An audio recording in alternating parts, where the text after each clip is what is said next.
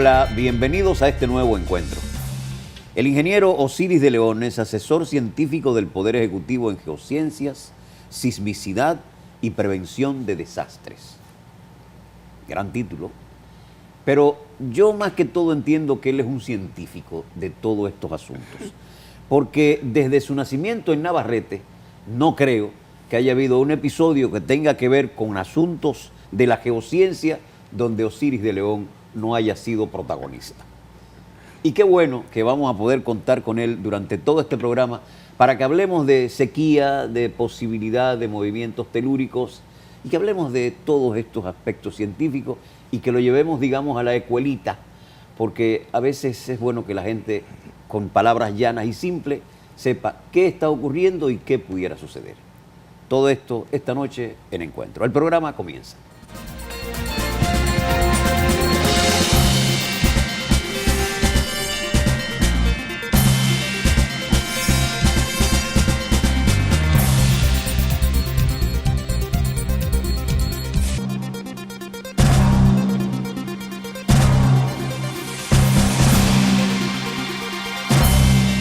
Les confieso que hace días tenía la marcada intención de tenerlo en este programa, porque he sido un admirador de él por la forma clara, precisa y de la manera contundente que sabe decir las cosas, sobre todo en su área, porque él no quiere salirse de ahí porque eso es lo que él domina y creo que es una gran responsabilidad.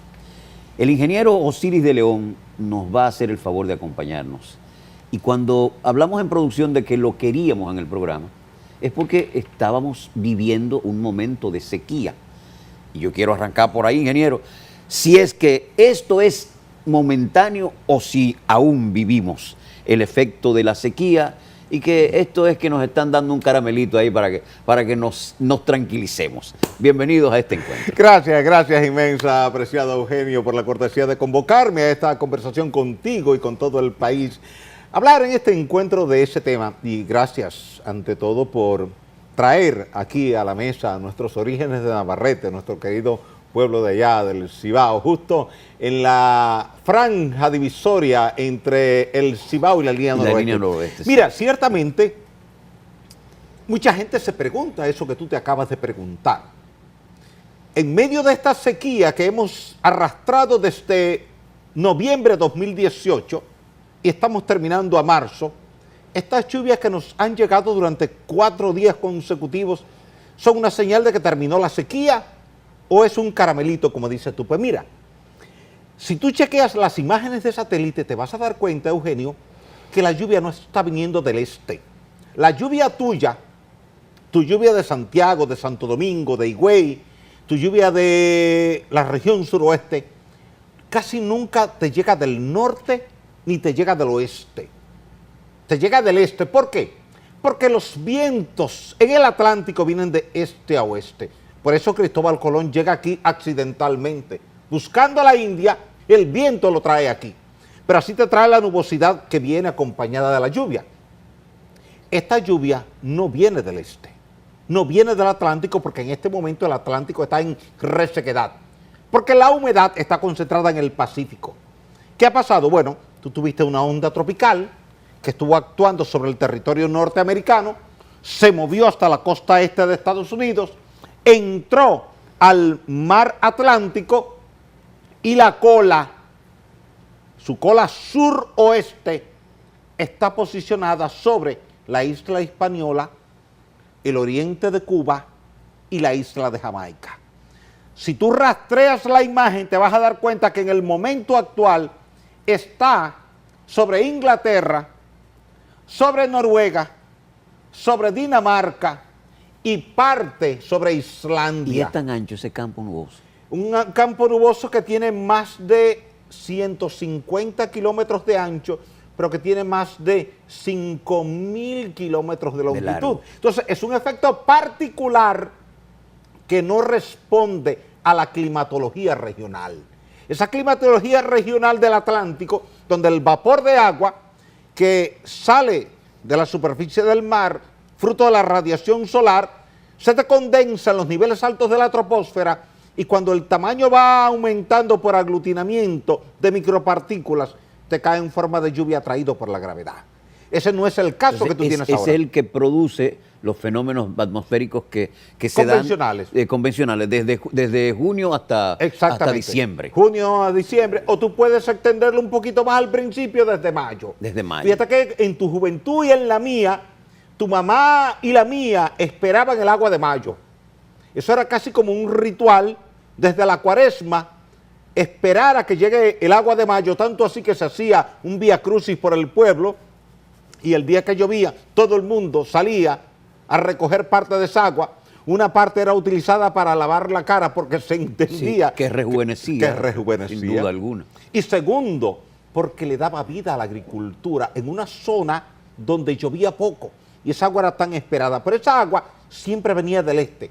Tú podías rastrearla y dices, primero está en Higüey, después en La Romana, después en San Pedro, después en la capital, después en Bonao, después en La Vega, después en Santiago. Y llovía poco en la línea noroeste entonces. Claro, porque el vapor de agua se iba quedando en el camino. Exactamente. Tú ibas en una camioneta con un hoyo detrás y a la medida que ibas corriendo se iban cayendo las naranjas. Cuando venía a llegar a Montecristi ya no había naranjas. Entonces vivimos el fenómeno del niño. Es un niño moderado, pero un niño al fin. Ese fenómeno del niño, que es una expresión de calentamiento de la superficie del mar por la radiación solar en el Océano Pacífico Intertropical Oriental. ¿Qué es eso? Sí, la franja que está entre México y Perú, en el borde occidental de Latinoamérica, el borde occidental de México, de Centroamérica, de Colombia, de Ecuador y de Perú.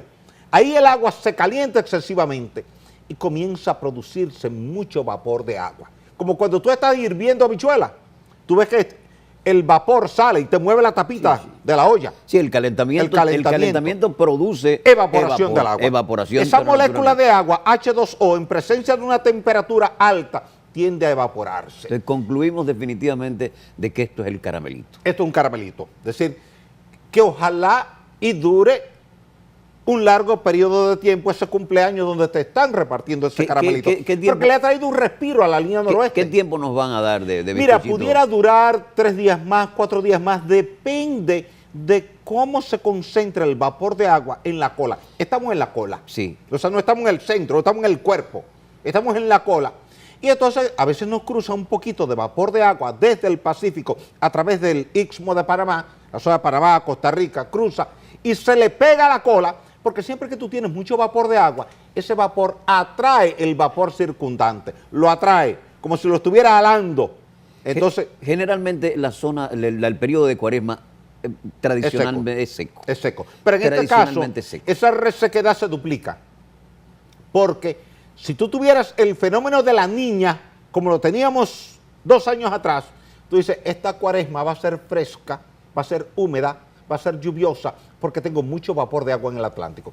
Cuando tú tienes el niño y la niña, el niño es calentamiento y mucho vapor de agua en el Pacífico, pero resequedad en el Atlántico. O sea, es como una polea que tú estás moviendo. Si sube esta, baja esta, y si sube esta, baja esta. Cuando sube la temperatura ya, sube el vapor de agua en el Pacífico y baja en el Atlántico. ¿Y la niña? La niña es este proceso inverso. Contrario. Baja la temperatura, en lugar de tú tener 1, 2, 3 grados Celsius más alto que lo normal en el Pacífico, tienes 1, 2 o 3 grados más bajo que lo normal en el Pacífico. Y al no haber vapor de agua en el Pacífico, ¿qué pasa?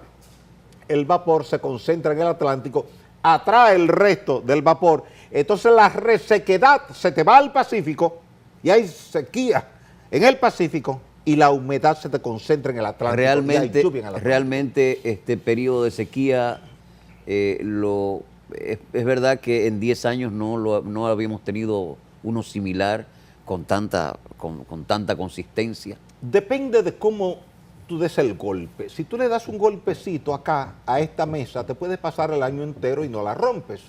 Ahora, si tú coges toda la energía de los golpecitos pequeños que tú le diste durante un año y le das uno solo con una mandarria, lo rompes. La va a romper. Eso es lo que ha pasado ahora. Es decir, en lugar de tú tener una sequía moderada, que 10 días de sequía, 1 día de lluvia, 15 días de sequía, 2 días de lluvia, 20 días de sequía, 1 día de lluvia, que te permite respirar un poquito en materia de la humedad regional. Tú dices, tuve un respiro, me cayó un poco de agua y esa agua la uso ahora para mi agricultura y para mi ganadería, para mi cisterna, para mi tinaco, para una laguna. Cuando la sequía es persistente, por ejemplo, noviembre, diciembre, enero y parte de febrero, en la región fronteriza la pluviometría fue cero. Nada. Cero, nada. El mapa cada día estaba en blanco, sin color, queriendo decir que ningún pluviómetro recibió ni registró 1 milímetro de lluvia. Entonces, por eso tú veías que el ganado estaba muriendo. Que a veces no es solamente la falta de agua, es la falta de alimento, porque al tú no tener lluvia, Pues el pasto se seca. Y entonces ya tú tienes que acudir a llevarle alimento para que pueda sobrevivir. Pero inclusive parte de los bosques de la cordillera septentrional, que me toca estar por ahí constantemente, vi que se estaba secando. Así es. Parte del bosque, Claro. el bosque se estaba secando. Entonces, el agua que nos ha caído, de alguna manera ha servido para algo. Ha habido un incremento en los embalses, que es digamos, es la meta. La meta fundamental, Ok. sobre todo para el Cibao Central o para el país. Mira, buen tema. Cuando llegaron las lluvias, apenas nos quedaban 510 millones de metros cúbicos de agua. Una semana anterior, cuando tuvimos la rueda de prensa en el Palacio, nos quedaban 570 millones de metros cúbicos de agua. Nuestras presas estaban bajando en volumen total 5 millones de metros cúbicos diarios. O sea, tus reservas de agua en el total de las presas se estaban reduciendo en 5 millones de metros cúbicos. Esto nos ha reducido un poquito la tasa de disminución del volumen de agua, que venía bajando rápido. Es decir, a Tavera y a Bao te le entró agua porque llovió en la cuenca alta del río Yaca del Norte, en la cuenca del Jimenoa, que es afluente del Yaca del Norte, y en la cuenca del Bao, que te entra a la presa de Bao, al lado de donde está la presa de Tavera, y que están interconectadas. Si llueve en esa parte de la cordillera central, te le entra agua a Tavera y a los Bao. embalses de Por Tavera y tanto, Bao. es un respiro para Santiago y para Moca. Porque Santiago depende en un 100% del agua de Tavera. Tavera Bao. Tavera y Bao están interconectadas por un canal. Sí, hay un canal. ¿Cuál era nuestra preocupación? Que ya el agua estaba en la cota 3.14. 3.14. ¿Qué pasa? Cuando baja la cota 3.11 se separan las dos presas. Porque la cota inferior del canal es la 3.11. Quiere decir que si baja a la 3.10.90, ya el agua de Bao no le pasa a Tavera. Pero Bao no tiene obras de servicio. Bao no tiene vertedero. No tiene obras de toma. Es decir, Bao fue construida como una represa auxiliar de Tavera. Pero para generar energía. Para generar energía en Tavera. En Tavera. No en Bao. No, fundamentalmente. Las dos turbinas de 50 megavatios cada una están en Tavera, no están en Bao. Pero irriga de alguna manera. No. Pero vía Tavera. Vía Tavera. Pero Vía Tavera, porque entonces de Tavera tú puedes sacar agua o por el desagüe de fondo o por el vertedero que tiene 6 compuertas y desde ahí el agua entra a López. O sea que al contraembalse López Angostura. parecería que como si fuera un contraembalse, digamos. Digamos, una cisterna adicional que tú construiste para que te reforzara la cisterna principal. De hecho, mucha gente no sabe que Bao está interconectada con Tavera y que cuando se habla de Tavera-Bao es porque actúan como un complejo, Sí, después que como hacemos con Higüey, Aguacate, Valdés y Las Varías. El agua que tú sacas de Higüey entra a Aguacate, y la que sacas de Aguacate entra a Valdesia, y la que sacas de Valdesia entra a Las Varías. Que para preservar el agua, eso es lo más lógico. Claro, porque reusas la misma Por agua. eso es que yo entiendo que el río Yaque del Norte, de alguna manera, estamos perdiendo todo ese caudal porque va directamente al mar, Claro, rápido, cerca. claro. Entonces, ¿por qué no hay más pequeños embalses para darle Porque, uso a esa agua? ¿tú sabes qué pasa, Eugenio? La gente quiere tomar la medicina cuando ve que la enfermedad ya está a nivel de gravedad. Y ya te hablan de la posibilidad de llevarte a cuidados intensivos y ahora tú aceptas cualquier medicamento. Pero mientras tanto dices, no. Hay gente que entre la alimentación y la medicina prefiere la alimentación y no la medicina. Eso nos ha pasado con las presas.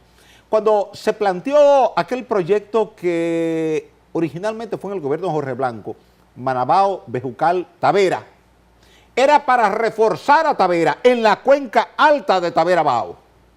Hacer un embalse en la zona que tú tienes aguas arriba de Jarabacoa, que es Manabao, antes de llegar a la Ciénaga. Sí. Todo el que ha ido al Pico Duarte conoce esa ruta. Sí. De Jarabacoa tú vas a Manabao, de Manabao llegas a la Ciénaga y de la Ciénaga comienzas a caminar a pie hacia la Cotorra y el Pico Yaque. Sí. La idea era aprovechar las aguas desde ahí para que cuando tú vinieras a llegar a Jarabacoa, ya tú hubieras aprovechado la misma agua 2 veces. Desde ahí derivarla por un túnel hacia la zona de las placetas para reaprovecharla con mayor altura. Lo que te da energía es la altura, más que el volumen de agua. Es la altura, es el gradiente, la carga hidráulica, lo que llamamos el TDH. Mientras más alta es la columna de agua, con más energía potencial almacena y por tanto, cuando la transformas en energía cinética en la turbina, tienes más energía. Tiene más fuerza. Evidentemente. Va con más fuerza, Claro. porque va por gravedad. de Eso, hecho. exacto, eso es lo que Es tú un estás asunto buscando. elemental. La gravedad. La es decir, gravedad. mientras más alto está, mayor, porque esa energía potencial es mgh, la masa por la gravedad, por la altura. Entonces, mientras mayor es la altura, mayor es la energía potencial y por tanto, mayor es la carga sobre la turbina y te produce más energía. Ahora hay bien, una expresión muy popular, mientras de más alto te caiga, más duro va a más ser el duro te golpe. da. O sea, Eso, así una- mismo. una Que cosa se elemental. la gente que se cree grande. Es una cosa Dice, simple. No, sí. como fulano se cree muy Sí, grande, sí, déjalo. sí, Que mientras más grande alto, tú crees que más duro es el golpe. Más duro es el golpe. Es la realidad. Pues se planteó ese proyecto en Marabao, Juan Altavera, y la población lo objetó. Como en la zona de Sabana Iglesia había objetado a Bao, o como en la zona de Baitoa te habían objetado a Tavera. La gente entendía en el pasado, y todavía en algunas comunidades, la gente sigue entendiendo, Eugenio, que la presa es una desdicha porque hay que desplazar la gente del entorno, hay que desmontar el bosque, se quedan los peces sin suficiente agua, cuando el concepto clave es lo que tú has planteado de que una sola gota de agua no debe perderse en el mar porque alguien necesita esa gota de agua, o para saciar la sed o para producir alimentos. Sobre todo porque lo primero es que el ser humano necesita agua para producir alimentos, para bañarse, para su consumo. Segundo, se necesita para alimentar los campos, las producciones, los sembradíos. Y tercero, para producir energía. Claro. Entonces ya lo tenemos. El programa debe continuar, pero le voy a pedir un permisito. ¿Cómo no? Vamos a seguir hablando con el ingeniero Osiris de León, todos estos temas interesantes en este encuentro.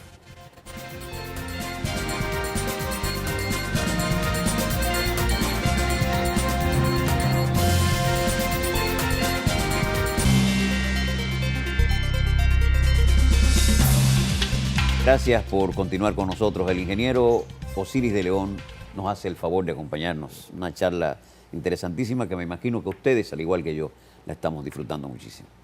Ingeniero, hablamos de las pequeñas presas que pudieran, construirse a todo lo largo del río Yaque. Y la gente entiende como precisamente lo que usted planteaba. Hay que hacer un desmonte de los bosques, pero hay que reubicar gente, esas consecuencias. Pero en resumidas cuentas, hacer esos embalses pudiera favorecer considerablemente la producción en la línea noroeste, que es una de las poblaciones del área geográfica donde menos llueve en República Dominicana. Mira, yo te voy a responder, Eugenio, con una pregunta colectiva para ti y para todo el país.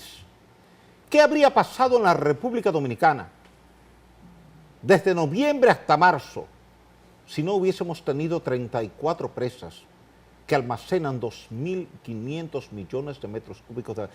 ¿De qué longitud hubiera sido la fila buscando agua donde apareciera un poquito de agua? Por eso es que las presas son importantes en la sociedad y a veces tú no lo ves hasta que no se te presenta la necesidad, la urgencia. Mientras tu comunidad está emplazada justo a la orilla del río y tú tienes acceso al agua del río, tú no te preocupas nunca por la sequía hasta que llega la sequía. Tú no te preocupas por la gripe hasta que te da una gripe mala. Hasta que el cauce comienza a estrecharse, Claro. y tú te quedas prácticamente sin agua. Como pasa en Venezuela en este momento. He visto fotografías que me han llegado a Venezuela, la comunidad sentada a la orilla del río, excavando el cauce del río, a ver si a un pie o a 2 pies logra un charquito de agua para llenar una lata de agua. Es dramático. Y todos los que en nuestra infancia tuvimos la oportunidad de ir a una llave pública o al río a cargar una lata de agua en medio de una sequía, sabemos lo que es eso. Allá en Navarrete, cuando había una sequía, teníamos que salir para el río Yaque.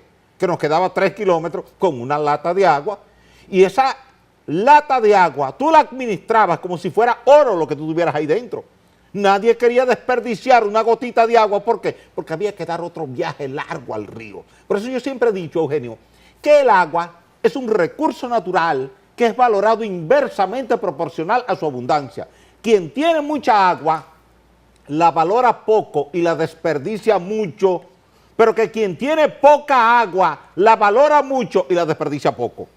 Ni una señora que se levantó a las 5 de la mañana para ir con una lata de agua y un babonuco a un río que le queda 5 kilómetros para venir a hervirle unos plátanos o una yuca a su hijo, ella no acepta que nadie le bote una gota de agua, porque ella sabe el valor del esfuerzo que ella tuvo que hacer para ir a buscar esa lata de agua. Pero hemos crecido en una sociedad donde teníamos mucha agua en el río, en el acueducto, en la llave, en la ducha, y entramos en el dispendio del agua, en algunas zonas, sobre todo el Cibao Central, se producían pequeños manantiales. Sí. Yo me acuerdo porque yo iba donde mi abuela, que mi abuela en el frente tenía un pedacito de tierra y ella tenía un manantial y había un cauce de un pequeño río que fluía a otro más grande. Pero yo no he vuelto a conocer de algunos manantiales en ningún lugar. Por ejemplo, en la zona de Villatrina, para ser específicamente, Villatrina arriba, donde se hizo un acueducto recientemente. Conozco Villatrina. Donde se represó un poco el río, uno de los ríos que hay por ahí. Río Jamao está por ahí. Sí, creo que hay otro. Sí, bueno, Río Jamao nace en Villatrina. Nace por ahí, por esa zona de Bocaferre, de esa zona. Sí, exacto. Entonces, Bocaferre pertenece a esa zona, al lado de Villatrina. Entonces, esos pequeños manantiales que existían en la cordillera, que tú los veías en el medio del camino. Fluía. Y era agua potable. Ya no hay. No lo hay. ¿Qué pasó? ¿Por qué se acaban? Ahí nos afectó algo. Y qué bueno que tú traes el tema a la mesa, Eugenio. Para 1930, la cobertura forestal de la República Dominicana era de un 80%. Y abrimos los aserraderos y empezamos a cortar el bosque. Claro, no había el conocimiento ambiental que hay hoy día. El conocimiento que tú tienes hoy, que tengo yo hoy y que tiene usted hoy, no lo teníamos en 1930, en 1940. No había la internet, no había el acceso a las bibliotecas. Era una sociedad donde la inmensa mayoría no había tenido la oportunidad de ir a la escuela. Entonces se entendía que la gran industria, el gran mercado, el gran beneficio de la sociedad era talar el bosque. Y no habíamos visto el vínculo directo entre el bosque y la vida, que atrae esa agua del subsuelo, evapotranspira, y esa evapotranspiración se suma al vapor de agua que viene con la nubosidad, aumenta la concentración, las micropartículas se ponen más grandes y la fuerza de la gravedad la trae como lluvia. Juega un papel importantísimo en la lluvia ese bosque. Y vinimos a darnos cuenta en el 65 cuando la OEA le entrega a Joaquín Balaguer un informe y le dice, mire, aquí queda un 12% de cobertura forestal. Y teníamos aquí en este país un 80%. Y eso es lo que lleva a Balaguer después a emitir el decreto 209-67 prohibiendo los aserraderos, que en principio la gente se ofendió cuando Balaguer suspendió los aserraderos, porque muchas familias dependían de los aserraderos. Esa eliminación del bosque en los aserraderos, para leña, para carbón, para todo lo básico de la vida diaria, nos fue reduciendo el régimen de lluvias de manera local, que no debe ser confundido con la sequía que hemos tenido de noviembre, que es regional. La sequía que tenemos desde noviembre afecta a todo el Caribe, la parte norte de Venezuela y de Colombia, Centroamérica, y afecta parte del Golfo de México. Ahora, en este caso local, interior, donde tú tienes menos bosque, tienes menos precipitación total acumulada en el año registrada en los pluviómetros. Por eso, un paso importante debe ser que cada comunidad vuelva a reforestar. Y ahí tienen que intervenir los clubes rotarios, los clubes de leones, la Junta de Vecinos, la Gobernación, la Alcaldía, el Ministerio de Medio Ambiente, todas las instituciones públicas y privadas. Sumarse a un programa de reforestación, porque eso es lo que te puede permitir ahora que tus nietos y bisnietos puedan volver a ver ese manantial que tuviste cuando tú estabas muchachito. Ingeniero, una pregunta que pudiera parecer tonta. ¿Los ríos tienen una vida útil específica? ¿El río puede agotarse en un momento dado como una condición natural del río, de su cauce? ¿O realmente nosotros somos quienes acabamos con el río? ¿O son los dos fenómenos? Son los dos fenómenos. Por lo siguiente, ¿qué es el río?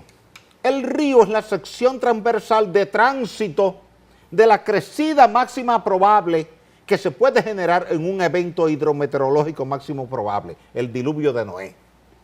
te llovió tanto como el diluvio de Noé, y en esa sección va concentrado todo ese caudal. Pero tú ves el río botado cuando está lloviendo fuerte, 2 días, 3 días, 4 días, una tormenta, como por ejemplo cuando David y Federico, o cuando Noel, cuando Olga. Cuando Olga, que El desastre en Tavera. no. El 7 de diciembre del año, el 11 de diciembre del 2007. Entonces, ¿qué ocurre?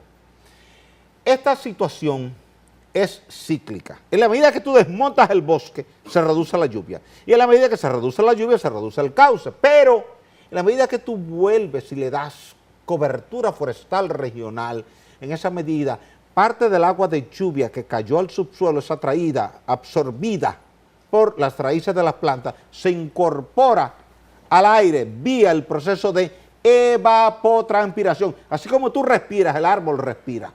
Así como tú sudas, el árbol suda. Y si tú tomas una plantita y la encierras en una casita de cristal, tú vas a ver el vapor cuando ella está transpirando. Esa evapotranspiración que la contabilizamos cuando estamos haciendo un balance hidrometeorológico en una región. Cogemos y medimos toda la lluvia que cayó a través de los pluviómetros. Entonces a eso le restamos el flujo base, que es el agua que se fue por ríos, arroyos y cañadas. Y entonces la otra parte es el agua que se infiltra. Y de la que se infiltra, restamos la que el árbol saca, que va a depender del tipo de hoja que tenga el árbol y del tamaño del árbol.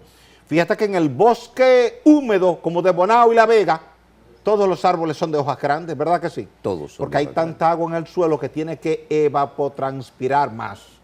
Pero cuando te vas a Laguna Salada, o a Villa Vázquez, o te vas a Asua, te vas a Vicente Noble, a Neiva, Duvergé, ya no encuentras ese tipo de vegetación.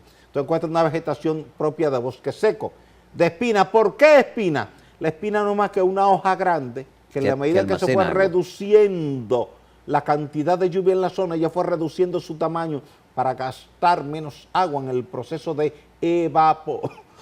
evapotranspiración. ¿Qué quiere decir esto? Que si tú vuelves a reforestar la zona, y ahora fíjate que se está reforestando toda la vertiente sur de la Cordillera Central, se está reforestando la vertiente norte de la Sierra de Neiva y la vertiente norte de la Sierra de Bauruco, para densificar el bosque y que eso permita que ese río, que tú lo viste caudaloso 40 años atrás, lo estás viendo seco ahora, puedan tus nietos y bisnietos volver a verlo transitar con agua, porque siempre habrá algún evento hidrometeorológico, aunque sea en una temporada de huracanes, y cuando te llueva torrencialmente, hasta en el desierto te llueve. Sí. A veces en el desierto más seco del planeta es el desierto de Atacama. Y a veces con el cambio climático y el fenómeno del Niño, te llueve 10 días consecutivos en la parte norte del desierto de Atacama, más arriba de allá de Copiapó, y tú ves que se inunda todo eso, todo se inunda. Entonces, eso quiere decir que el río siempre tiene que estar ahí como sección de tránsito de la crecida, y si ayudamos la naturaleza con la reforestación, estamos ayudando a que haya más vapor de agua emitido por el bosque. Por ejemplo, cuando tú vuelas siempre sobre la selva amazónica, cuando tú vas para Sao Paulo o para Río de Janeiro, siempre tú vas a ver un campo nuboso encima de la selva amazónica. ¿Por qué? Porque el árbol está emitiendo vapor de agua que se está sumando al vapor de agua que viene con el viento del Atlántico, y entonces eso aumenta la nubosidad y viene la precipitación. Hay zonas ahí que son intocables. Total. Es cierto que Brasil y otras partes de Sudamérica se han quedado con una parte del Amazonas, pero hay zonas ahí que son realmente intocables. Por eso es que da pena cuando uno sale de aquí para el Cibao y ve que, digamos, de Villa Altagracia a La Vega, de 50 ríos que cauces, que tú encuentras el 50% totalmente el seco. río Jatubey, por ejemplo, en Bonao está seco. Jayaco, tenemos que Jayaco está seco. Jima, que está ahí cerquita de Jayaco, ha reducido mucho. Jima, Jatubey y Jayaco son los 3 ríos que le llevan sus aguas a la presa de Rincón. Solo encuentra agua en ¿cómo se llama? En el Yuna. Sí, el Yuna que es más caudaloso. Es más caudaloso. Yuna tiene un caudal de promedio de 91 metros cúbicos por segundo, pero te puedo decir que en la última semana, lo que le estaba entrando a la presa de Rincón, entre esos 3 ríos, Jima, Jatubey y Jayaco, entre los 3, era 1 metro cúbico por segundo. Ingeniero, 1 metro cúbico por segundo es nada. Es nada. Ingeniero, ¿cuántos años tiene de construida la presa de Taveras? Tavera fue terminada por Joaquín Balaguer en el año 1974. Quiere decir que ya estamos hablando de 45 años. Tavera le costó, la edad que tiene, eso fue lo que le costó a Balaguer en pesos, millones de pesos. 54 millones. 45 millones de pesos. Eran dólares, evidentemente, en ese entonces estaba casi a la par el peso con el dólar, pero hoy día tú no podrías construir una presa como Tavera. Para con nada. ese monto de Hay dinero. dos preocupaciones que yo tengo, y me imagino que una gran cantidad de la población del Cibao Central también la tiene. Los sedimentos que pudiera tener la presa de Así Tavera. es, 30%. ¿No es mucho? Sí, es mucho. Y la idea es sacarlo. Te puedo decir, porque no es un secreto, que la primera tarea que el presidente de la República, Danilo Medina, me encargó el día de la juramentación fue: ayúdame con el dragado de las presas que se nos han llenado de sedimentos. Ya se hizo un acuerdo con 2 empresas que van a comenzar a dragar el contraembalse de las Marías, aguas abajo de Valdesia, sin costo para el Estado. ¿Y por Que qué? ellas vayan... ¿Y cómo sin costo para el Estado? Bueno, porque... ¿Lo va a usar la empresa va a que usar va a el dragar? material que está ahí. Es decir, mira, aquí hay un material que yo sacarlo tiene un costo. Si te interesa a alguien que le interese, todo el que le interese que venga y que traiga una oferta. Y eso lo pretendemos hacer con Tavera. Que todo el que sea de Santiago, de Moca, de Licey, de Tamboril y que esté interesado, que vaya y presente una propuesta. No es muy laborioso ese trabajo. Y me imagino que lo que debe estamos ser... evitando es que el Estado tenga que buscar 1.500, 1.600, 1.700 millones de pesos para limpiar las presas, cuando ya hay un material útil que lo puede utilizar alguna empresa. Y entonces, lo que nosotros, mira, nuestras presas, Eugenio, las hemos construido para almacenar agua, no para almacenar sedimentos. Por tanto, el sedimento, en términos prácticos, aunque tiene un valor comercial en el sector construcción, en términos hidrológicos es una basura. O sea, no quiero que la gente me malinterprete. No. Pero para producir Es decir, agua... digamos, tú tienes una cisterna en tu casa, como tengo yo. Tu cisterna es para almacenar agua. Si yo te lleno la cisterna tuya de arena, tú te ofendes conmigo. Yo te digo, pero cada metro cúbico de arena está costando, Eugenio, 700 pesos. Yo te estoy regalando arena. Dice, sí, pero me está quitando la capacidad de almacenamiento de agua. Yo hice esa cisterna para agua, no para que tú me la llenes de arena. Hay otra cosa con la presa, y me refiero específicamente a la de Tavera. El muro, el muro sí, de contención. El muro de tierra. El muro de contención. Sí, es un muro de tierra de Tavera. Es el que frena. ¿Es de tierra? Sí, es de tierra. No está hecho en concreto, armado. No, lo que está en concreto es solamente el vertedor. El vertedor. Donde están las 6 compuertas radiales que suben. Hay quienes dicen... El resto es tierra. Hay quienes dicen que si ocurre cualquier fenómeno natural, cualquier temblorcito, y eso de alguna manera cede, pudiera haber un desastre, pero enorme, para todo Siempre Santiago. se piensa en esa posibilidad, Eugenio. Sin embargo, la onda sísmica que daña, que es la onda de corte, la onda S, ella se atenúa o se amplifica dependiendo del tipo de material a través del cual pasa. Debajo en Tavera hay conglomerados y hay lutitas. Ahí la velocidad de la onda es relativamente alta. Cuando la onda sísmica viaja rápidamente, toda la energía elástica que lleva la consume en velocidad, no en amplificación. Cuando ella se ralentiza porque entró un material malo, entonces al no poder tener alta velocidad, toda la energía la consume en amplificación. Y lo que era una onda pequeñita, de repente es una onda alta, y cuando viene esa amplificación es cuando se generan fuerzas cortantes que tienden a romperte una estructura. Usted ve que yo quería llevarlo ahí. Vamos a terminar en un rato el programa, el próximo segmento, hablando de movimientos telúricos, porque yo sé que esa es parte de su agua. El programa continúa.